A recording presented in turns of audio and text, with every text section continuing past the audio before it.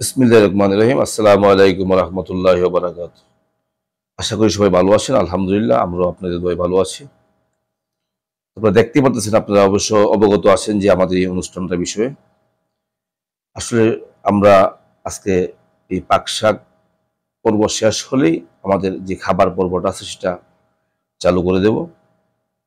তো ইলিয়াস ভাই আপনার যে গোশত এবং চাউলকে মিক্স করছে, সাথে ঘি দিচ্ছে দমে দেওয়ার জন্য। আমাদের মানে পাক শাকের পর্ব শেষ হলে আমরা ইনশাল্লাহ খাবার দাবারের যে পর্বটা আছে সেটা চালু করে দেবো ইনশাল্লাহ।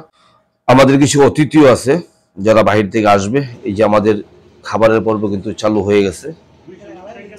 ভাই ব্রাদাররা বসে আছে খাবারের অপেক্ষায়। এদিকে বাহির থেকে কিছু মেহমান আসছে, যেমন মামুন ভাই আছে, রাজু ভাই আছে, রুবেল ভাই আছে, কুদ্দুস ভাই আছে। এই যে হচ্ছে আমাদের সহকর্মী ভাই ব্রাদার, ছোট ভাই যারা আছে তারাও বসছে খাবারের জন্য। খাবার সার্ভে করা হচ্ছে। তো আপনারা অনেকেই অবগত আছেন যে আমাদের এই অনুষ্ঠানটা বিষয়ে।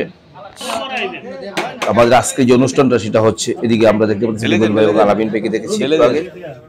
তো আমাদের আজকের যে অনুষ্ঠানটা সেটা হচ্ছে মূলত আমরা গত ঈদুল ফিতরে একটি ক্রিকেট টুর্নামেন্টের আয়োজন করি। উক্ত টুর্নামেন্টে আমাদের আরলেট সিটি কর্পোরেশন একাদশ বিজয়ী লাভ করে।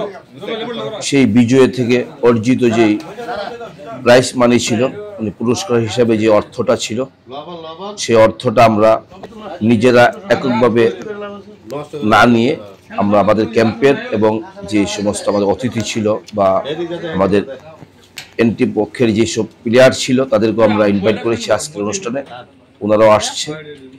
তো আমরা সকলে মিলে চেষ্টা করেছি যে একটা এই অনুষ্ঠানের জন্য একটা মানবতা হয়, মানে যেন গ্রহণযোগ্য হয় এবং যেন আমরা সবাই যেন এর থেকে একটা আনন্দ উপভোগ করতে পারি।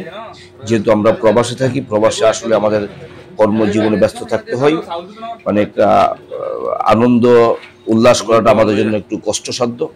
তারপর আমরা এখানে সম্মিলিতভাবে চেষ্টা করেছি, আমাদের ক্যাম্পের যারা আছে বা বাহির থেকে আমরা পরামর্শ নিয়ে চেষ্টা করেছি যেন অনুষ্ঠানটা সুন্দরভাবে সমাধান হয়। আমরা ইনশাল্লাহ আলহামদুলিল্লাহ আপনাদের দোয়ায় সাকসেস। আমরা সকলে সম্মিলিতভাবে চেষ্টা করে আমাদের এই অনুষ্ঠানটাকে আজকে আমরা ইয়ে করি। সেদিকে জুয়েল ভাই আছে, শহীদুল্লাহ আছে। শহীদুল্লাহর কথা আজকে বলতেই হবে, কারণ সে যথেষ্ট পরিশ্রম করেছে আজকে।